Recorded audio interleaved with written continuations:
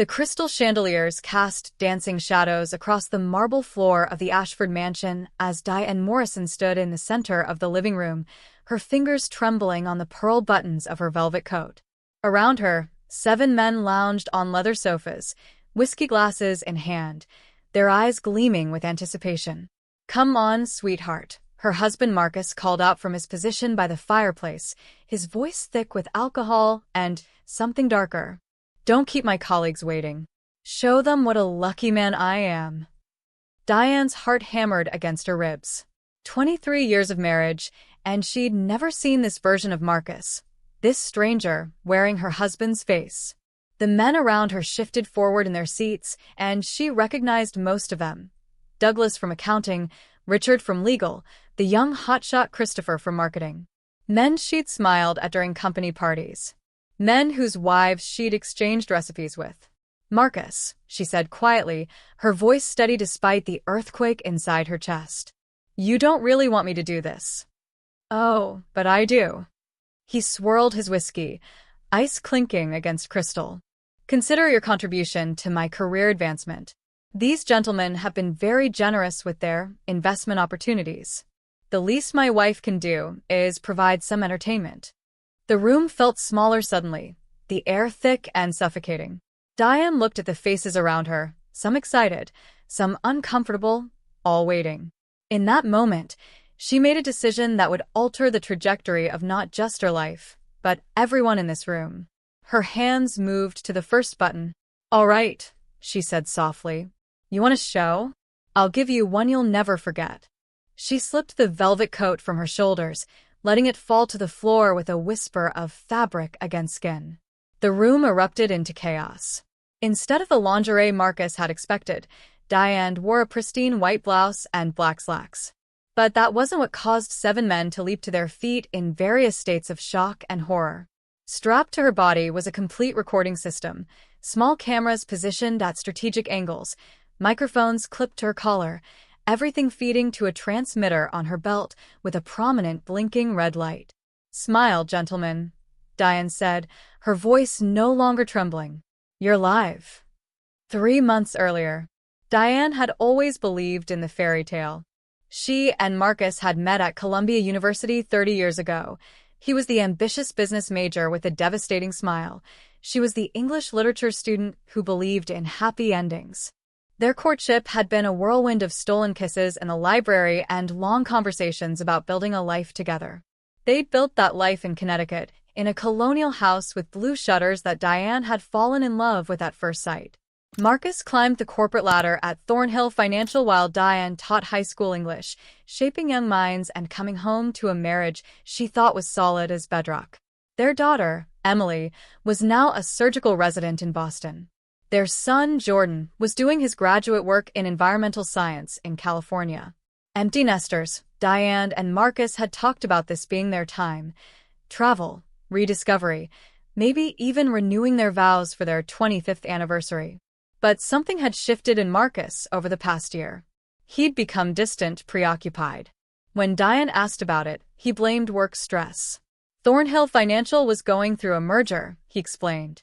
There were politics to navigate, alliances to form. He needed to prove himself valuable. Diane had believed him. After all, belief was the foundation of their marriage. The first crack appeared on a Tuesday evening in August. Diane had come home early from a teacher workshop, her arms full of groceries, humming along to an old Diana Ross song playing in her head. She'd found Marcus in his study, door ajar, speaking in hushed tones on his cell phone. "Doesn't need to know the details," he was saying. "What she doesn't know won't hurt her. Besides, by the time she figures anything out, it'll be too late to matter." Diane had frozen in the hallway, bags cutting into her arms. "Trust me," Marcus continued, his voice carrying that smooth, persuasive quality he used when closing deals. "I've got 23 years of practice managing her expectations. She sees what I want her to see." The grocery bags had slipped from Diane's hands. The crash of breaking eggs brought Marcus to the door, his face shifting instantly into a mask of concern. "Sweetheart, are you okay?" He'd rushed to help her, and she'd let him, too shocked to pull away. "Who was that?" she'd managed to ask. Just Mitchell from work. Boring merger stuff. He'd kissed her forehead, and she'd felt the lie like a physical thing between them. Let me help you clean this up. That night, Diane lay awake beside her sleeping husband, staring at the ceiling fan's lazy rotations. 23 years of practice managing her expectations. The words played on repeat in her mind like a skipping record. She wanted to confront him. She wanted to demand answers. But something held her back, a cold, logical part of her brain that said wait. Listen. Learn. So she'd begun to pay attention. Marcus started coming home later, smelling of expensive scotch and women's perfume he swore came from air kisses at networking events. He made frequent trips to the city, often returning at 2 or 3 in the morning. When Diane asked questions, he grew irritable. Can you not be so needy? He'd snapped one evening when she'd wondered aloud why he was spending so much time away. I'm trying to secure our future, and you're acting like some paranoid housewife. I teach full-time, Diane had replied coolly. I haven't been a housewife in 23 years. You know what I mean. But she didn't. Or rather, she was beginning to know something entirely different. The second crack became a chasm on a Friday night in September. Diane had been grading essays in the living room when Marcus's laptop, forgotten on the coffee table, chimed with incoming messages. She glanced at the screen reflexively and seen a text from someone named D. Chun. Is your wife going to be a problem for tomorrow? We need discretion. Then another. Remind her about her role. Some wives understand the game better than others. Diane's blood had turned to ice water. She'd taken a photo of the screen with her phone before Marcus emerged from the shower, still damp, reaching for his laptop with practiced casualness. Work? She'd asked, keeping her voice light. Always. He'd smiled that devastating smile, the one that had won her heart 3 decades ago. Now it looked like a wolf's grin. Don't wait up. I've got a client dinner in the city. After he left, Diane had sat in the darkness of their living room, that old Diana Ross song playing in her head again, but this time it sounded different, sadder, like a farewell to something precious and irretrievable. She'd called her best friend, Helena Torres, who'd been her roommate at Columbia and was now a family law attorney in Manhattan. I think Marcus is cheating, Diane had said without preamble. Helena had listened to everything, the phone call, the late nights, the text messages, before responding with careful precision. Before you do anything, you need to know exactly what you're dealing with. Not just infidelity, but the financial picture. Men like Marcus don't just have affairs. They plan exits. And they plan them in ways that benefit themselves. You think he wants to leave me? I think you need to protect yourself. Just in case. Helena had given her the name of a private investigator, a former FBI agent named Rebecca Lynn. She's expensive, but she's worth every penny. And Diane? Don't confront him yet. Not until you have all the information. Diane had hired Rebecca the next morning. What the investigator uncovered over the following weeks made Diane's suspected affair look like a minor offense. Marcus wasn't just having an affair. He was having multiple affairs, a rotation of younger women from the office, expensive escorts, even a semi-permanent mistress in a Manhattan apartment that Marcus paid for. But that was only the surface level of his betrayal. Rebecca had discovered that Marcus was involved in something far worse, a network of senior executives at Thornhill Financial who hosted private entertainment parties. These weren't just bachelor parties or boys' nights out. They were elaborate events where powerful men showed off their wealth and influence, often at the expense of others' dignity. The investigator had shown Diane photographs, financial records, and most damning of all, text message threads where Marcus and his colleagues discussed their wives as commodities, assets to be managed, manipulated, or displayed. Your husband has been planning something, Rebecca had said during their final meeting, sliding a folder across the table of an anonymous coffee shop 40 minutes from Diane's hometown. There's a party scheduled for mid-November at your house. Based on the text patterns, I believe he intends to involve you in some capacity. Diane had felt sick. Involve me how? I'm not certain, but these men get off on power plays. Humiliation. Making their wives complicit in their degradation. Rebecca's dark eyes had been compassionate but unflinching. You need to decide how you want to handle this. Diane had gone home that night and stood in the doorway of their bedroom, watching Marcus sleep. This man she'd loved for 3 decades. This man she trusted with her heart, her body, her future. I've got 23 years of practice managing her expectations. Something crystallized in Diane's chest. Not just anger, though there was plenty of that. It was something colder, sharper. A resolve born from betrayal. If Marcus wanted a show, she'd give him one. But it would be entirely on her terms. Diane spent the next 6 weeks becoming someone new. Or perhaps, she was simply becoming who she'd always been underneath the dutiful wife, the patient teacher, the woman who'd spent 2 decades managing everyone's expectations but her own. She met with Helena twice a week, building an airtight legal strategy.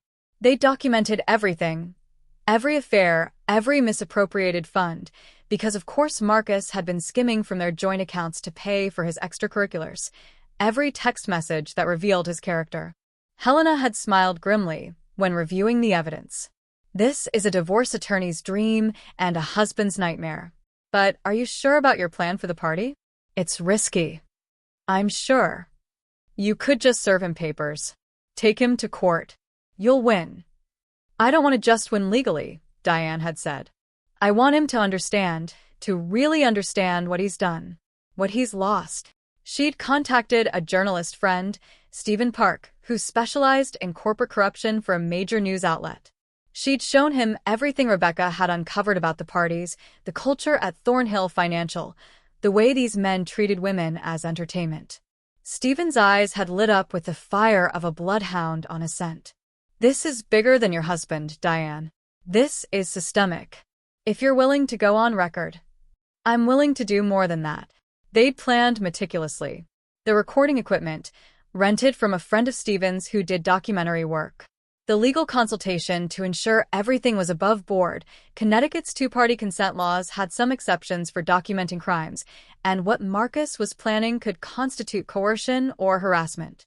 The backup systems to ensure the stream couldn't be interrupted. Diane had also hired a digital security expert named Alex Kim, a young woman who looked like she belonged in a K-pop group but could hack into Fort Knox given enough motivation and caffeine. We'll stream it simultaneously to multiple platforms, Alex had explained, her fingers flying over her laptop keyboard. Stephen's news organization will host the primary feed, but we'll have mirrors on social media, backup servers, everything. Once it's live, it can't be taken down. Digital permanence. Won't Marcus's lawyers be able to stop it? Alex had grinned. Not unless they can stop the internet itself. The hardest part had been calling Emily and Jordan. Her children deserved to know what was coming, even if the details made Diane's heart ache. Mom, what are you saying? Emily's voice had cracked over the phone. Dad would never. I have proof, sweetheart. Irrefutable proof. Diane had kept her voice steady. And I need you to know that what I'm about to do isn't about revenge. It's about justice. Not just for me, but for every woman these men have degraded. Jordan had been quieter, processing. Finally, do what you need to do, Mom. We've got your back. Their support had given her strength for what came next. The night before the party, Diane had lain in bed beside Marcus, studying his profile in the darkness. He looked peaceful, almost innocent in sleep. She wondered if he dreamed, and if he did, whether his dreams were haunted by the lives he'd damaged. I loved you so completely, she whispered, too quietly for him to hear. That's the saddest part of all of this. I would have given you anything, but you wanted to take instead. Marcus had been orchestrating the event for weeks, though he'd been careful to keep most details from Diane. He told her it was a poker night, that she should dress nicely and be accommodating to his guests. These are important people, he'd said that morning over coffee, not quite meeting her eyes. Your behavior tonight could have a significant impact on my career. I understand, Diane had replied, and she did, just not in the way he thought. The guests had arrived at 7. Diane had played the perfect hostess, offering drinks and hors d'oeuvres, smiling graciously. She recognized several of the men from company events: Douglas, Richard, Christopher. Others were strangers, though their expensive suits and entitled postures marked them as members of Marcus's world. They'd congregated in the living room, and Diane had excused herself, saying she needed to change. In the upstairs bedroom, she put on the white blouse and black slacks, then carefully strapped on the recording equipment. Alex had done a final check via text message. Everything was connected, the stream was ready, they just needed the signal. Diane had wrapped herself in the velvet coat, taken a deep breath, and descended the stairs. Now, standing in her living room with the coat at her feet and 7 men staring at her recording equipment in horror, Diane felt a strange sense of peace. What the hell is this? Marcus had gone pale, his drink slipping from his fingers to shatter on the marble floor. This, Diane said calmly, is accountability. Christopher moved first, lunging toward her with intent to grab the equipment. Diane stepped back smoothly. She'd anticipated this. I wouldn't, Christopher. Your wife Jennifer is watching the live stream right now, along with about 15,000 other people. That number's climbing rapidly, by the way. The young executive froze. What? Douglas had pulled out his phone, frantically typing. His face went from red to white to green in rapid succession. She's not bluffing. Oh God, it's everywhere. My name is, they're tagging my wife. The room erupted into panic. Men scrambled for their phones, their drinks forgotten. Richard was already calling someone, probably a lawyer. 2 of the strangers bolted for the door. Marcus just stood there, staring at Diane like he'd never seen her before. Why? He finally asked, his voice hoarse. You really have to ask?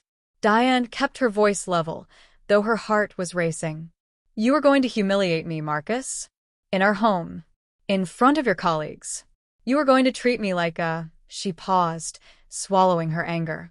Like I was a thing you owned. A prop in your degradation theater. It wasn't, he started, then stopped. Even now, he couldn't bring himself to apologize or take responsibility.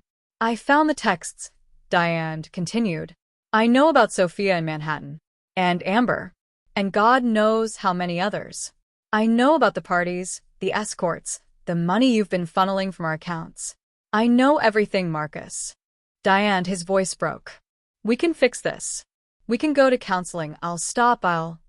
You told someone on the phone that you'd had 23 years of practice managing my expectations. Diane's voice was steady, but each word landed like a hammer. You didn't respect me enough to be honest. You didn't respect me enough to let me make my own choices. You just managed me, like I was another asset in your portfolio. Around them, men were fleeing. Car engines roared to life outside. Someone was crying. Douglas, Diane realized with grim satisfaction. He was on the phone with his wife, begging for forgiveness. Only Marcus and Richard remained in the living room now. Richard looked like he wanted to run but was too proud or too shocked to move. Do you understand what you've done? Marcus asked, and there it was, not remorse but accusation. Even now, somehow, he was making himself the victim. You've destroyed my career, my reputation, everything I've built. No, Diane corrected. You did that. I just turned on the lights. Marcus's face twisted with rage. He took a step toward her, and for a moment, Diane felt a flutter of fear. But then she remembered Alex's words. Once it's live, it can't be taken down. The truth was out there now, permanent and undeniable. I'm filing for divorce, Diane said. Helena already has the papers. You'll be served tomorrow. And Marcus? You should know that the evidence I've gathered will ensure that not only do I get everything in the settlement, but you might also face criminal charges for coercion, financial fraud, and a few other things the DA's office is interested in discussing with you. You can't. I already did. Diane picked up her velvet coat from the floor, slipping it back on. It felt heavier now, weighted with the gravity of what she'd done. Stephen Park from the Tribune will be publishing a full exposé tomorrow morning. It's not just about you, Marcus. It's about all of you, the culture you've created at Thornhill Financial, the way you've treated women as commodities. Richard finally found his voice. You're going to destroy lives. No, Diane said, looking him in the eye. I'm going to reveal the lives you've already destroyed. Every woman you've degraded. Every wife you've betrayed. Every daughter who learned from watching her father that this is how men treat women. That's what I'm going to reveal. She walked to the door, then paused, looking back at Marcus one last time. He looked smaller somehow, diminished. The devastating smile was gone, replaced by something hollow and broken. I really did love you, she said softly. That's what makes this so unforgivable.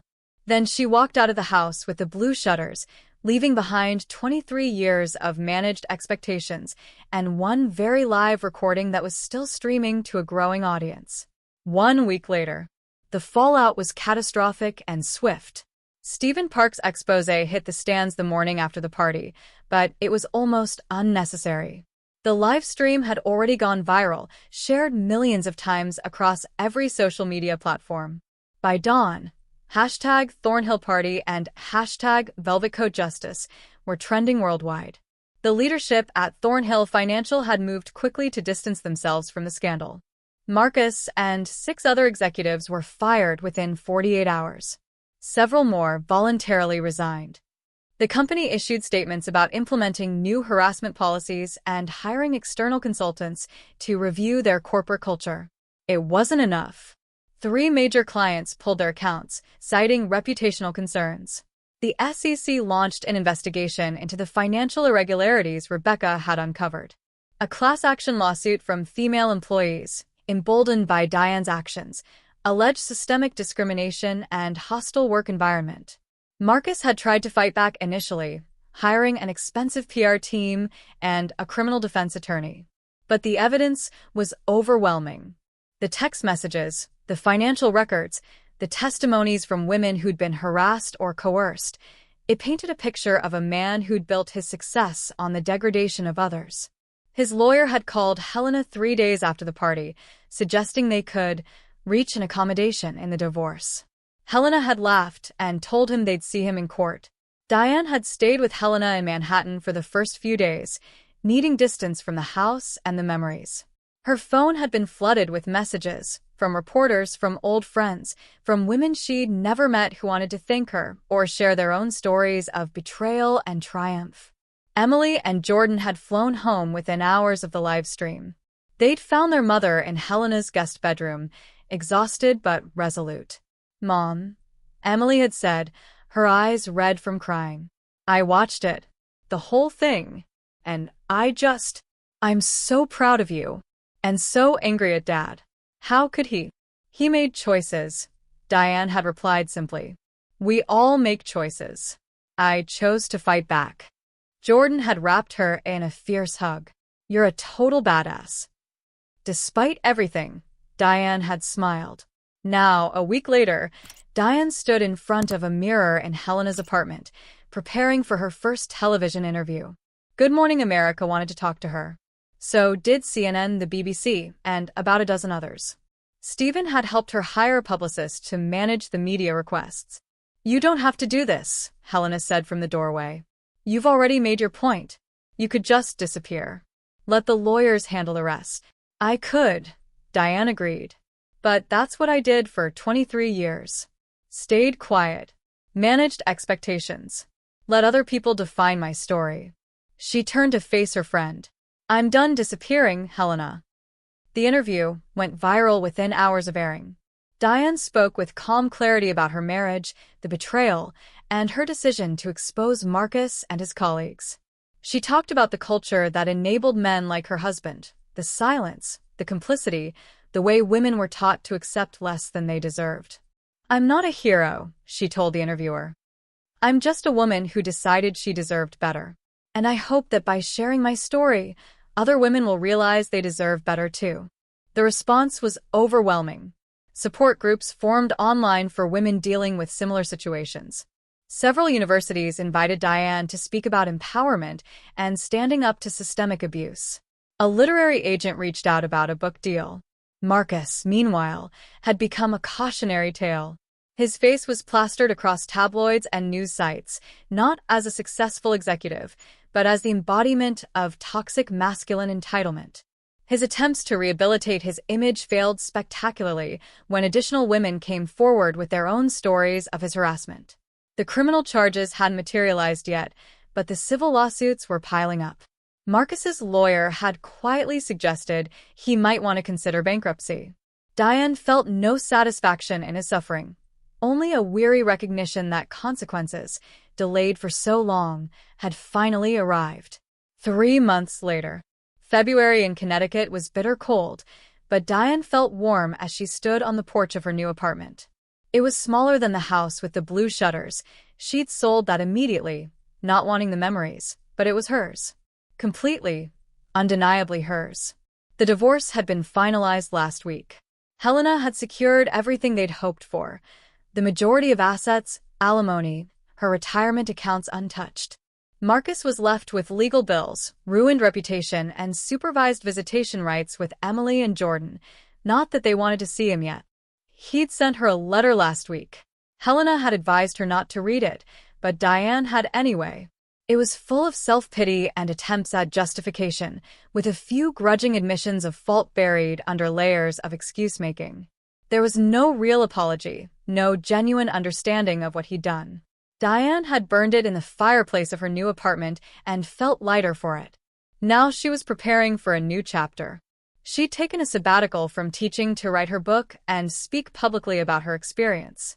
The advances from the book deal and speaking fees meant she had financial security beyond even what the divorce settlement provided. But more than that, she had something she'd lost somewhere in those 23 years of marriage: herself. Emily visited often, bringing her girlfriend Rachel, whom she'd finally felt comfortable introducing after years of sensing her father's disapproval. Jordan called every week, sharing stories about his environmental work. Her children were healing, slowly learning to separate the father they'd thought they knew from the man he'd revealed himself to be. On a Friday afternoon, as Diane was working on a chapter about recognizing warning signs in relationships, her doorbell rang. She opened it to find a young woman, probably mid-20s, with dark eyes and an uncertain smile. "Dr. Morrison? I'm sorry to just show up. I'm Sarah. I was one of the people who... I worked at Thornhill. One of the women who testified against your ex-husband and the others." Diane recognized the name from the legal proceedings. "Please come in. And call me Diane." Over coffee, Sarah explained that she'd been harassed by Christopher, one of the men at that party. She'd been too afraid to report it, worried about her career, her reputation. But after Diane's exposure, she'd found the courage to come forward. "Because of you," Sarah said, her voice thick with emotion. "Because you showed me that silence protects them, not us. And I wanted to thank you. In person." Diane reached across the table and took the young woman's hand. "Thank you for being brave enough to speak. Your testimony, and the others, you're the ones who created real change." After Sarah left, Diane returned to her writing. But first, she pulled out her phone and looked at the video that Alex had sent her last month, the unedited footage from that night, including the parts that hadn't been live-streamed. She'd only watched it once before, finding it too raw. Now she pressed play and watched herself slip the velvet coat from her shoulders. The revelation. The chaos. The moment when everything changed. She saw Marcus's face as he realized what she'd done. The shock, the rage, then finally something that might have been understanding. Too little, too late. But mostly, Diane watched her own face. She saw the fear, yes, but also the strength. The woman who'd spent decades accommodating, pleasing, managing expectations had found her spine. Had decided that her dignity was worth fighting for. Diane closed the video and looked out her window at the February snow falling softly on her new neighborhood. Somewhere in Connecticut, Marcus was probably figuring out how to pay his legal bills or explaining to yet another reporter that he'd made mistakes, but wasn't a bad person. She didn't care anymore. His story was no longer hers. Diane turned back to her laptop and began typing. Chapter 7. The moment you take your power back. There's a moment in every woman's journey where she has to choose, continue accepting what's been decided for her, or write her own ending. For me, that moment came wrapped in a velvet coat, standing in a living room full of men who'd forgotten that women are not entertainment. We're human beings with our own stories to tell. This is mine. 1 year later. The auditorium at Columbia University was packed, standing room only. Diane stood backstage, listening to the introduction being given by the dean of the graduate school. Pioneering work in exposing corporate abuse culture has inspired a national conversation about power, dignity, and resistance. Her book, The Velvet Coat, a memoir of marriage, betrayal, and taking back power, has spent 26 weeks on the New York Times bestseller list. But more than commercial success, Dr. Morrison has become a voice for thousands of women finding their own courage to speak truth to power. Please welcome Diane Morrison. The applause was thunderous as Diane walked onto the stage. She looked out at the sea of faces, students, faculty, alumni. She spotted Helena in the third row, Emily and Rachel beside her. Jordan was streaming from California, she knew. "Thank you," Diane said as the applause died down. "It's overwhelming to be back here, at the place where my journey began 30 years ago. I came to Columbia as a young woman who believed in fairy tales and happy endings. I left believing in love, partnership, and possibility." She paused, letting her gaze travel across the audience. "What I didn't learn in these halls was what to do when the fairy tale reveals itself to be something darker. When the partnership becomes manipulation. When the person you trusted most treats you as a commodity rather than a companion." The auditorium was silent now, everyone leaning forward. "The night I took off that velvet coat and revealed what was underneath, the recording equipment, the live stream, the evidence of my husband's betrayal, people called it brave. Revolutionary. The moment I fought back. But here's what I want you to understand. The bravery didn't start that night. It started weeks before, when I hired the investigator. Months before, when I first allowed myself to question what I was being told. Years before, when some part of me refused to completely extinguish itself despite being systematically diminished." She saw heads nodding throughout the audience. Resistance doesn't always look like revolution. Sometimes it looks like keeping a record, asking questions, refusing to accept someone else's version of your reality, building a support network in secret, learning to trust yourself again. Diane shared her story for the next hour. Not just the dramatic ending, but the quiet moments of awakening that led to it. She talked about the importance of women's friendships, legal preparation, and financial independence. She discussed the cultural systems that enabled men like Marcus to thrive while punishing women who spoke out. During the Q&A, a young woman raised her hand. "How did you forgive him?" Diane smiled gently. "I didn't, and I don't think I will. But I learned something more important than forgiveness. I learned to release him. His choices aren't my burden to carry anymore. I told my story, I set boundaries, and I moved forward. That's not forgiveness. That's freedom." Another hand went up, a man this time. "Do you think all men are like your ex-husband?" "Of course not," Diane replied. "But I think enough men benefit from systems that treat women as less than equal that they don't notice the harm being done. Or they notice and stay silent because speaking up would cost them something. The men who aren't like Marcus have a responsibility to challenge the ones who are." The questions continued for another 30 minutes before the dean finally called time. As Diane left the stage, she was surrounded by people wanting to thank her, share their stories, ask for advice. One older woman, probably in her 70s, pressed Diane's hand and said, "I stayed silent for 43 years. Watching you find your voice helped me find mine. I left him last month." Diane pulled her into a hug. "How do you feel?" "Terrified," the woman admitted, "but also alive. For the first time in decades, I feel alive." That night, back in her apartment, Diane opened her laptop to find an email from an unexpected source. The subject line read, "From Marcus."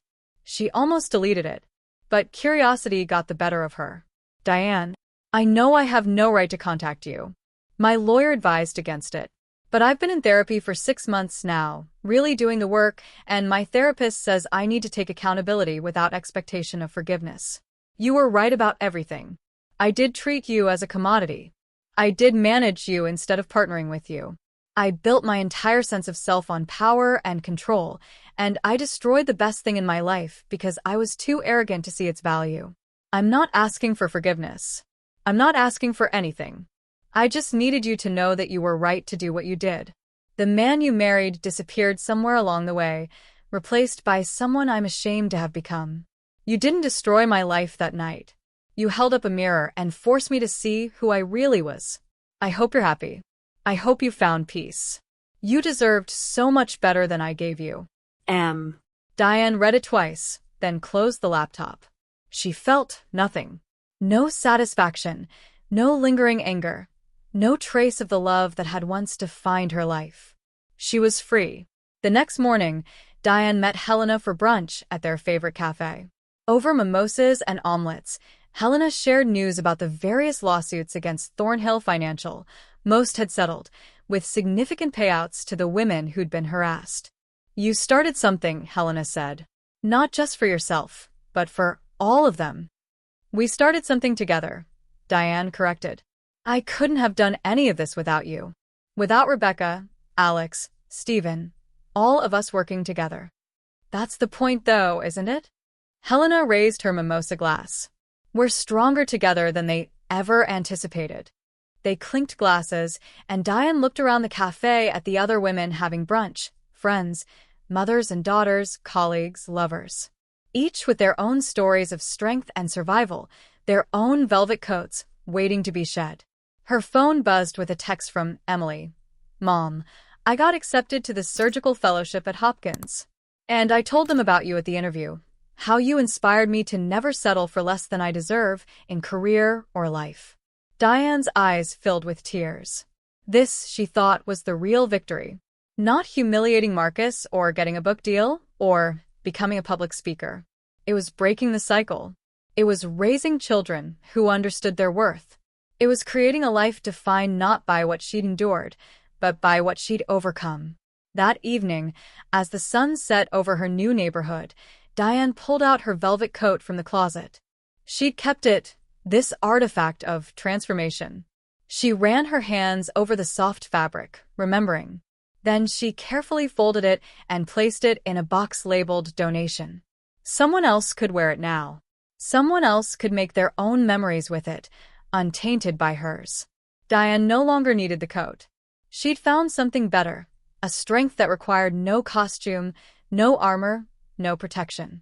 Just the simple, radical act of being completely, authentically herself.